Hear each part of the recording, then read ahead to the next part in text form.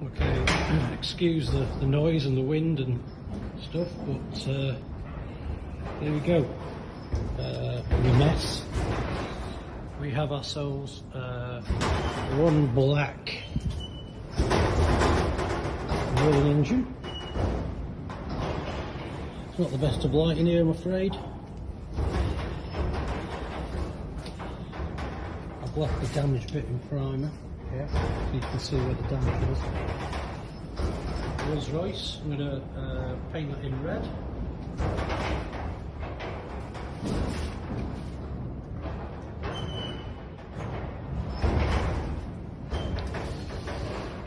The rockers on the top are clean, but it's going to take a bit of a while with WD-40 and what have you to get it looking nice again.